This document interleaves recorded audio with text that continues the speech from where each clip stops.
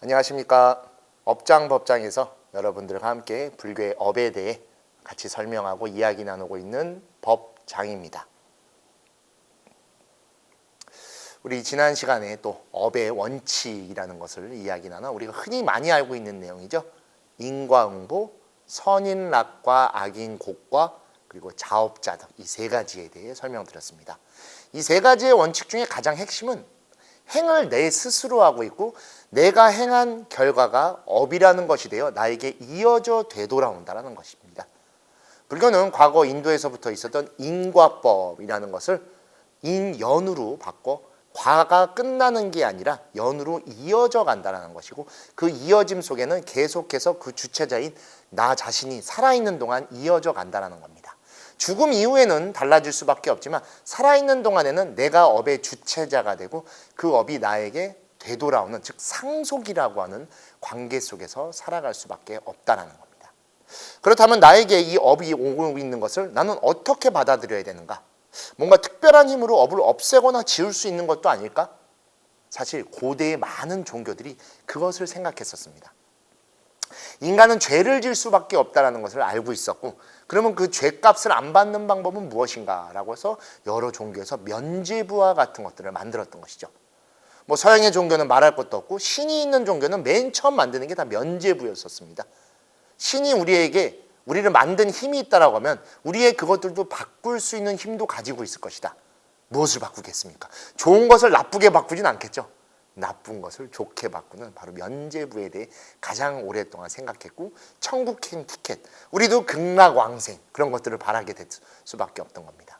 하지만 고대 인도에서의 처음 태어났던 불교는 그런 예외의 원칙에 대해서는 생각하지 않았었습니다.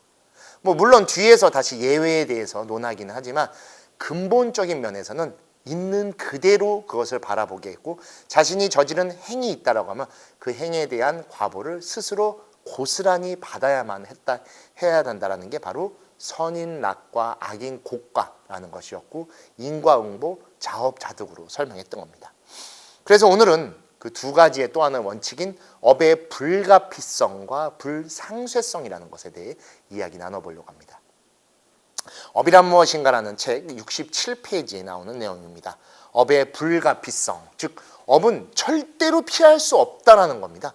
누구든지 간에 설령 부처님일지라도 업의 과보는 피할 수 없고 반드시 그것을 받아들여야 된다는 것이죠. 자, 거기서 이렇게 설명하고 있습니다. 어떤 사람의 업도 사라지지 않는다. 그것은 반드시 그것을 저지른 사람이 그것을 받는다. 어리석은 자는 죄를 만들고 내세에서 몸에 괴로움을 받는다. 그리고 부처님께서 다시 이렇게 설명하십니다. 비구들이여, 고의로 행하여 쌓게 된 업이 그 과보를 받지 않고 소멸되어 버린다고 나는 설하지 않는다. 그 과보는 현세, 내세 또는 그 다음의 세에도 반드시 받게 되는 것이다. 이게 앙구따라 니까야라는 곳에서 부처님이 직접 설하신 업에 대한 내용입니다. 대승불교가 생겨나면서부터 우리가 업장소멸, 번뇌단이라는 표현들이 등장하지만 태초의 불교에는 그런 것들이 있지 않았었던 겁니다. 왜냐하면 살아있는 동안 자신을 바꿔 그러한 악업을 짓지 않게끔 살아가는 걸 불교에서 가장 중요시 생각했기 때문입니다.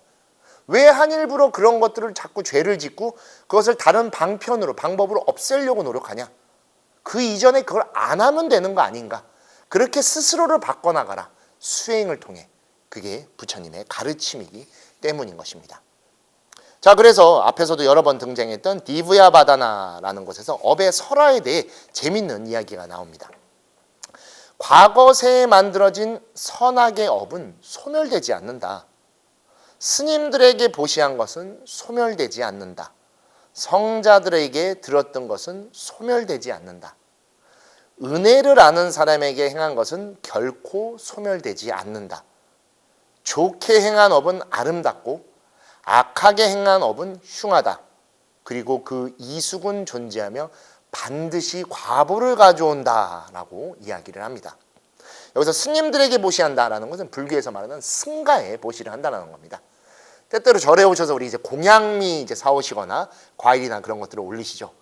그리고서는 그거 보시를 하신 다음에 의심하는 경우들이 있으세요. 이 쌀 어떻게 하는 겁니까? 제가 그래서 법문 때 종종 얘기합니다. 여러분들이 올리신 공양미 그 절 주지 스님이 다 드시면은 당뇨병으로 돌아가십니다. 쌀은 탄수화물이라 요새 많이 안 먹죠. 심지어 요새는 다 잡곡 드실 겁니다. 절에 쌀 올리면은 여러분들이 사시예불을 보고 공양간에 들어가시면 밥을 주시죠. 비빔밥이나 떡이나 다 그렇게 회양하는 겁니다. 함께 나누는 것이죠. 그래서 여기서도 스님들에게 모시한 것은 소멸되지 않는다. 왜? 다 나눠졌기 때문입니다. 공덕을 그래서 회전취향, 회양이라는 것으로 나눴기 때문이죠. 성자들에게 들었던 것은 소멸되지 않는다. 즉 성스러운 가르침은 변모되지 않는다라는 겁니다. 부처님께서 전도선언이라는 것을 제자들과 함께 하시면서 말씀하신 내용이 있습니다. 처음도 좋고 중간도 좋고 끝도 좋아야 한다. 문장과 이치를 갖춘 표현으로 법을 설해라 라고 하셨어요. 처음도 좋고 중간도 좋고 끝도 좋은 이것이 바로 성자의 가르침입니다. 근데 때때로 우리는 사람의 기대입니다. 성자가 아닌 그냥 사람의 말에 귀를 기울이다 보니 처음은 장대한데 중간에 애매모호해지다가 끝에 가서 파국으로 치닫는 경우가 있습니다. 사람은 탐진치 삼욕을 갖고 있기 때문입니다. 불교에서 불교의 법을 판단하기 위해선 경과 율에 의지하면 됩니다. 때때로 불교 아닌데 그냥 그 사람이 그렇게 행동해보고 경험해본 거 이게 불교랑 다름없는 것 같아 라고 자꾸 이야기를 많이 합니다 요새. 그리고 사람들도 그것이 정말 불교의 가르침이야. 저분이야말로 진짜 바른 불교를 말하는 것 같아. 바른 불교를 말하는 건 없습니다. 바른 불교는 경과 율에 있는 겁니다. 우리가 팔만대장경이라고 하죠. 그래서 부처님께서도 유언에 이계위사, 이법위사, 계를 스승으로 삼고 법을 스승으로 삼아라 라고 해서 스승님이 돌아가시고 난 뒤 우리는 무엇에 의지하고 무엇에 따라 수행을 닦아야 합니까? 라는 제자의 질문에 부처님께서 내가 말한 가르침과 내가 설한 율에 빗대어 바라봐라. 법에 그것이 있으면 옳은 것이고 율에 그것이 없으면 틀린 행동이다. 그리고 너 스스로를 의지처로 삼고 법을 의지처로 삼아라. 자등명, 법등명이라고 유언을 남기신 것과 같이 사람에 따라가는 것이 아닌 성자의 가르침, 즉 수행을 통해 깨달음을 얻은 사람의 가르침을 따라가라고 하는 것입니다. 그리고 은혜를 하는 사람에게 행한 것은 소멸되지 않는다. 즉 무엇을 베풀었을 때 감사할 줄 알아야 된다는 겁니다. 보시에는 산무가 있다고 하죠. 보시하는 사람도 없고 보시를 받는 사람도 없고 보시를 준 물건도 없어야 된다. 그래서 진짜 없다라는 게 아닙니다. 서로가 너무 지극히 당연하고 지극히 감사하게 전해주고 받는 거라는 겁니다. 그러면 거기에 생색내거나 내색할 필요가 없는 것이죠. 뭐 하나를 보시라고 주고 나서 한참 지켜보다가 마음이 계속 꿍한 거야. 그리고 찾아가 얘기해. 그거 내가 준 거 왜 안 써요? 혹시 마음에 안 들면 그냥 다시 주시든가 아니면 딴 사람 주게 돌려주세요. 그게 보시일까요? 안 주느니만 못한 일이 벌어질 겁니다. 주고도 기억을 안 해야 되는 겁니다. 오히려 기억할 수 있을 때는 받은 분이 그거 진짜 너무 감사히 잘 썼습니다 라고 인사할 때 맞다 그거 보시해드렸었죠. 잘 써주셔서 오히려 그렇게 인사를 드리니 제가 더 감사한 것 같습니다. 그러면 오히려 보시가 그때 바뀌게 된 겁니다. 그 얘기를 하는 겁니다. 그래서 좋게 행한 것은 아름다워지고 악하게 행한 것은 흉하게 된답니다. 여기 또 하나 재미있는 표현이 났습니다. 이숙, 다르게 숙성된다라고 하는 겁니다. 우리 업이 삼원칙에 대해서 설명했을 때 원인에서 그 결과를 예측할 수 없다라고 말씀드렸듯이 원인과 1대1로 똑같이 벌어지지 않는다는 걸 불교에서 이숙, 다르게 된다는 겁니다. 좋은 원인을 쌓았으면 좋은 에너지로 인해 나에게 즐거움, 행복을 갖고 올 수 있는 형태로 된다는 것이죠. 제가 업이란 무엇인가라는 이 책을 이 대한불교진흥원에서 학술상의 일환으로서 번역을 하게 된 겁니다. 상을 받아서 번역을 한 거였습니다. 너무 즐거운 마음으로 제가 공부해서 했던 책이다 보니까 행복하게 번역했습니다. 그리고 출판을 내서 여러 군데서 사인회도 하고 설명도 하고 강의도 했었어요. 근데 그게 정말 여러분들이 좋게 받아들여 주시고 좋은 반응이 있다 보니까 지금 이렇게 우리 헬로 부다 TV에서 업장 법장이라는 이름으로 이 책을 통해 여러분들께 업을 설명할 수 있는 또 다른 행복한 일로 저에게 결과가 되돌아온 겁니다. 그리고 제가 지금 여러분께 꼼꼼히 설명드리고 있는 이 행위 또 어떠한 선인이 될지 모릅니다. 그럼 저에게 또 다른 즐거운 결과로 되돌아오겠죠. 그렇게 계속 이어져 가는 겁니다. 여기에 어떠한 것도 악한 원인을 쌓을 일도 없고 그런 행을 할 필요도 없을 것이기 때문인 것이죠. 그것을 바르게 할 때 우리는 업을 다스릴 줄 알고 업을 컨트롤할 수 있는 존재가 되는 겁니다. 그리고 그러한 업은 반드시 우리에게 되돌아올 수밖에 없는 것이기 때문입니다. 왜냐하면 부처님이 이렇게 설명하십니다. 대기 중에도 바닷속에도 깊은 산속의 동굴에 들어가도 죽음이 없는 곳은 어디에도 없다. 대기 중에도 바닷속에도 깊은 산속의 동굴에 들어가도 업의 힘이 미치지 않는 곳은 어디에도 없다라고 하는 겁니다. 태어난 모든 존재는 태어났기 때문에 노병설을 통해 죽음을 맞이하게 됩니다. 업도 태어난 순간부터 계속 이어져 가는 겁니다. 그럼 죽은 뒤에 끝나는 겁니까? 아닌 거 우리 다 알고 있죠. 그대로 업은 에너지원으로 쌓아 우리의 윤회라고 하는 세상의 굴레 속에서 또 다른 형태로 우리를 이어져 가게 하기 때문입니다. 설령 죽음이 이 삶의 끝이라 할지언정 이 삶만 끝이지 다음 삶에도 업은 이어져 간다라고 부처님은 이렇게 말씀하십니다. 그리고 제가 업을 설명할 때 영어의 표현으로 스티키라고 여러 차례 말씀드립니다.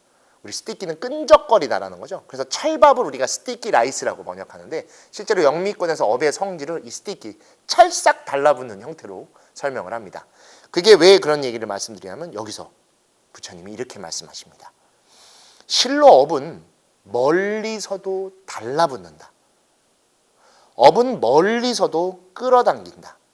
업이 숙성되면 사람을 끌어당긴다 라고 말씀하십니다. 굉장히 무서운 말입니다. 절대로 피해갈 수 없어요. 한번 우리가 행한 건 업이 돼서 찰싹 달라붙습니다. 언제까지 달라붙는지 아십니까 여러분? 혹시 여러분 어린 시절에 우리 아스팔트 이렇게 깔아놓으면 연기 폴폴 날 때 한번 신발로 이렇게 한 번씩 밟지 않으십니까? 그거 밟고 난 다음에는 길 걸어갈 때 신발이 끈적 쩍쩍 들러붙습니다. 그렇죠? 쩍쩍. 또 그 재미로 하는데 나중에 슬쩍 싫어하기 시작해요. 처음에 즐거웠던 게 끈적거리니까. 그래서 막 끈적거리면 없애려고 막 흙에다가도 비비고 그래도 끈적거리죠. 언제까지 끈적거립니까? 안 끈적거릴 때까지 끈적거립니다. 업도 똑같습니다. 언제 사라질지 자신은 절대로 알 수 없습니다. 그 힘이 다할 때까지 그 업은 계속 달라붙고 우리를 끌어당긴다는 겁니다. 그럼 어떻게 하면 되죠? 이미 끌어져 있고 당겨져 있다면 받아들일 줄 알아야 됩니다. 그리고 그 다음에 그와 똑같은 것을 짓는 게 아니라 완전히 다른 것을 하기 위해 노력해야 됩니다. 그러면 그것이 사라지는 힘이 빨라집니다. 다음 업이 다른 것으로 다가오기 때문인 것이죠. 그러면 자연스럽게 그것을 흘려보내는 겁니다. 불교에서 또는 우리가 일반 사회에서 이 또한 지나가리라고 말하는 경우가 있죠. 딱 그겁니다. 근데 그거를 이 또한 지나가리 하면서 그냥 방관하라는 게 불교는 절대로 아닙니다. 이미 다가온 것이 그렇다라고 하면 그것을 빨리 받아들이고 그와 다른 행을 쌓아 그것이 지나가는 밀어낼 수 있는 힘을 가져야 됩니다. 그게 나를 다시금 끌어당기고 그것이 나에게 달라붙기 때문인 것입니다. 그러다 보면 나는 다른 삶을 살아가게 되는 것이죠.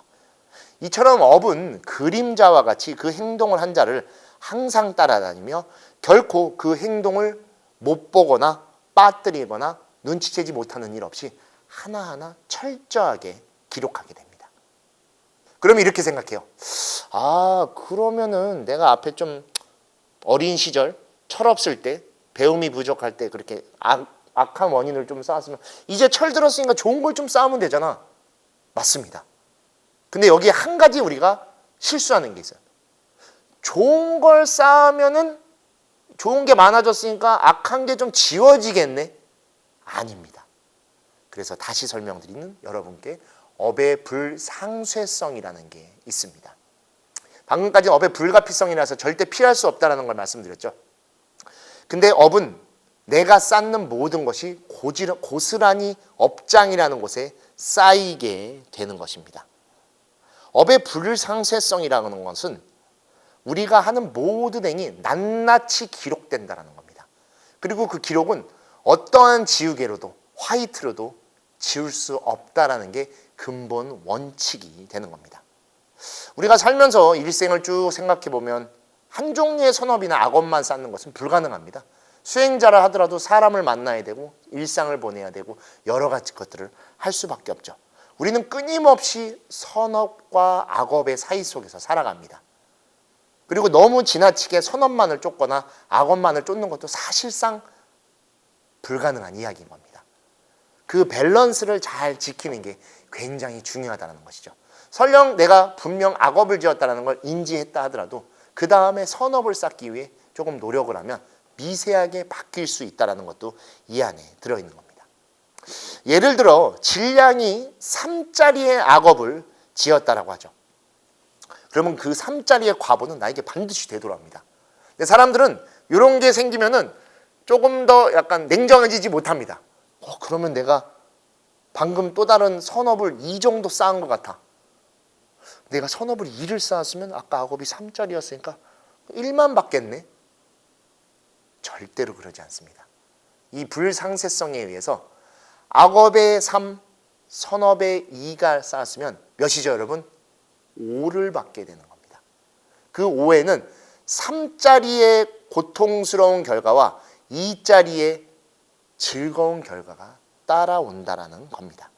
재밌는 얘기가 하나 있습니다. 디브야 바다나에 보면은 슈로나라고 하는 사람이 이제 설화가 나오는데 배를 타고 나가기 전에 자신의 어머니에게 좀 함부로 말을 하고 나갔던 것이 원인이 돼서 다음 생에 악귀로, 즉 악도에 태어나게 됐다라는 이야기입니다.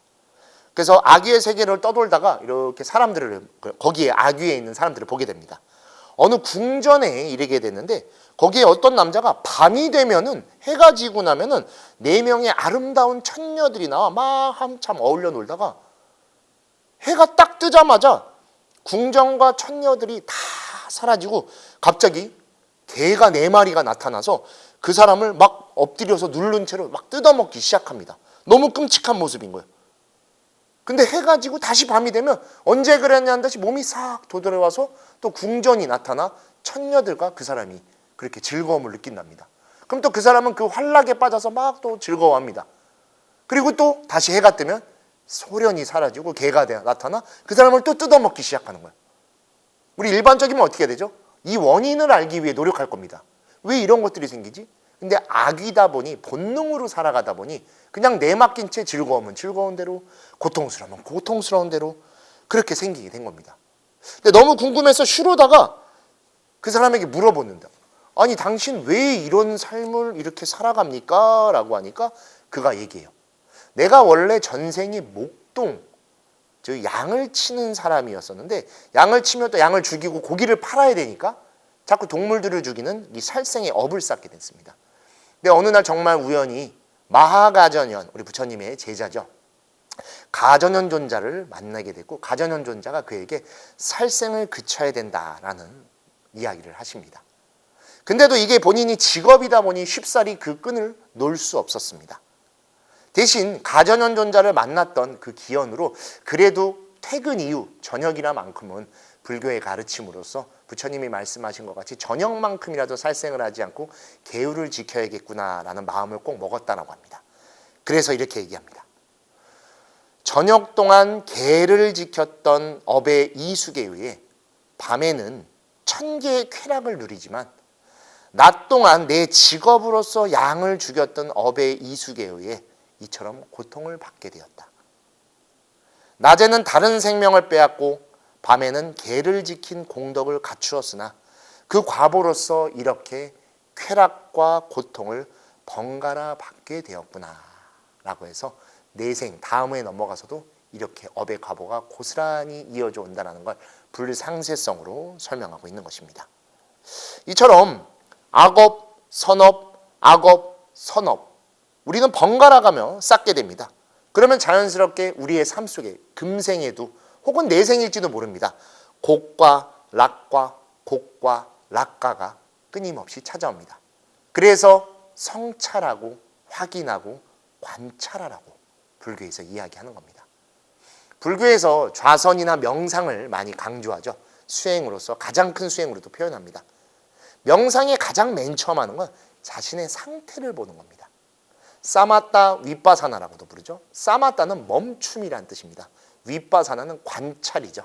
한문으로 그래서 지관수행이라고 부릅니다. 맨 처음 호흡을 통해 자신의 상태를 멈춥니다. 여러분도 잠깐 해보실까요?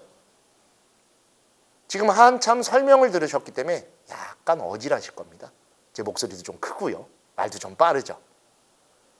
그러면서 가볍게 하면서 머리 위가 살짝 붕 떠 있는 느낌을 아래로 살짝 내리십시오. 그리고 제가 계속 설명드렸던 업의 관찰을 통해 여러분의 상태를 확인하고 여러분이 지금 어떤 마음으로 이 순간을 보내고 있는지를 깊게 바라봅니다. 그것을 불교에서 성찰이라고 이야기를 하는 겁니다. 잘 나갈 땐 사람이 뜹니다. 그리고 못 나갈 때는 가라앉죠. 그것도 성찰을 통해 떠 있으면 끌어날릴 줄도 알고 가라앉아 있으면 잡아서 올릴 수도 있어야 됩니다. 항상 일정선을 유지하는 걸 불교에서 가장 중요하게 생각합니다. 그것을 여여라고 부르죠. 그러그러하게 봄이 오면 봄답고 여름이면 여름답고 비가 오면 비를 피할 줄 알고 바람이 불면 바람의 반대 방향으로 나아갈 줄 아는 여여가 그래서 산스크리트어로 타타타입니다. 우리 김국한 씨 노래 중에 타타타가 있죠. 나도 나를 모르는데 우리는 남을 간섭하려고만 하죠. 지금 내 상태를 관찰하고 그 관찰 속에서 내가 지금 선업을 쌓는지 악업을 쌓는지를 항상 확인하고 점검할 줄 알아야 됩니다. 그래야 곡과 락가가 끊임없이 반복해오는 삶 속에서 내가 원하는 삶으로 조금씩 바꿔나갈 수 있기 때문입니다. 필연적으로 우리는 고가도 겪을 수밖에 없습니다. 하지만 겪을 수밖에 없다라고 하면 고가를 줄이면 됩니다. 그리고 락과의 양을 늘리십시오. 그러면 궁극적으로 그 끝에 가서는 락과가 가득한 삶을 살 것이고 더 나아가 수행의 삶으로 살면 락과도 즐거움이 아닌 삶으로 살아가게 될 겁니다. 왜냐하면 즐거움을 쫓다 보면 더 큰 즐거움이 필요로 해지기 때문입니다. 그러면 더 큰 즐거움, 더 항상 그런 식으로 나아가 만족이었던 삶이 불만족으로 바뀌어가 불만족을 채우려는 만족으로 다가갈 수밖에 없기 때문에 불교에서는 그것을 항상 주의시킬 수밖에 없는 것입니다. 그리고 항상 알아야 됩니다. 1대1로 사라지지 않는다. 1대1은 2입니다. 1대1로 싸운다라고 하지만 2명이 싸우는 거죠. 불교는 그것을 고스란히 본 겁니다. 항상 내 안에서 벌어지는 일은 나의 행으로 이루어지고 그 행이 나의 행이라고 하면 오히려 내가 그 행의 주체자로서 내가 원하는 방향으로 행을 해나가자. 왜냐하면 업은 절대로 피할 수 없는 불가피성이 있고 지울 수 없는 불상세성이 있기 때문입니다. 그러면 여러분 어떻게 사시겠습니까? 피할 수 없고 지울 수 없다라고 하면 내가 원하는 것으로 피하지 않고 받아들이고 내가 원하는 대로 쌓아 고스란히 여러분이 되돌려 받으시는 긍정적 자업자득으로 살아가 주시면 됩니다. 그것이 불교에서 말하는 바로 수행의 모습인 것이고 업이 아닌 법으로 살아가는 모습인 겁니다. 업과 법은 하나의 손과 같습니다. 하나의 손에는 양면이 존재하죠. 손바닥과 손등이 있지만 이걸 아울러 우리는 손이라고 부릅니다. 그 손으로 우리는 모든 것도 할 수 있습니다. 손바닥으로 살 필요도 없고 손등만으로도 살 필요 없이 이게 손이라는 것을 아는 것, 그 자체가 바로 어쩔 수 없이 살아갈 수밖에 없는 신구의의 삼업의 삶을 업이 아닌 법으로서 착 달라붙어 끌려가는 삶이 아닌 오히려 끌어당겨 이끌어 나가는 법의 삶으로 살아주십시오. 그게 바로 불교에서 업을 상대하는 모습이고 업을 받아들여 법으로 나아가 중생이 부처로 바뀔 수 있는 유일한 방법이기 때문입니다. 자, 이처럼 업에 대해 좀 더 초기 형태의 바로 업의 불가피성과 불상세성에 대해서 말씀드렸습니다. 근데 우리 인간의 삶에는 철칙이라는 것은 없죠. 불교도 시간이 지나면서 그 모습이 조금씩 연해지고 유연한 태도가 나오며 예외 조항들이 등장하기 시작합니다. 우리 동아시아, 특히 한국 불교 그러면 기도나 수행을 통해 참회라는 것을 하죠. 그리고 그 참회, 우리 절에서 축원을 할 때도 꼭 나오는 말이 있죠. 업장소멸. 지금까지 내용만 들어보시면 업장소멸은 절대로 불가능한 겁니다. 그러면 스님들이 거짓말 하시는 건가? 축원문에 나오는 그 내용은 틀린 거야? 라고 말하실 수도 있죠. 그래서 우리 다음 시간엔 그 원칙에 존재하게 된 예외에 대해 함께 이야기 나누겠습니다. 원칙에는 반드시 예외가 있고 그리고 그 예외는 하나의 방편일 뿐입니다. 너무 예외만 쫓아가다 보면 근본적 삶을 살아갈 수가 없죠. 불교에서도 그것을 말한 겁니다. 예외를 둬서 피해갈 수 없는 삶을 조금 유연하게 받아들이게 하고 유연한 삶 속에서 깊은 수행을 닦아 다시 근본으로 되돌아가게 하기 위한 것이었기 때문에 그 예외를 함께 이야기해 우리가 그래도 살아가며 악업과 또는 선업이 교차되고 lạc 가와 고가가 시시각각 찾아오는 우리의 일상 속에 조금 위안을 삼고 의지처로 살아갈 수 있는 불교의 가르침을 함께 접하는 시간, 다음 시간에 이어가도록 하겠습니다. 오늘도 업장, 법장을 통해 불교에서 말하는 업에 대해 좀 더 바르게 살펴보고 우리 주변에 그리고 우리 곁에서 우리가 함께 그 업의 주체자로서 살아간다는 것을 명확히 알아가는 그런 하루가 되셨으면 하는 발언 드리며 여기서 마치도록 하겠습니다. 감사합니다.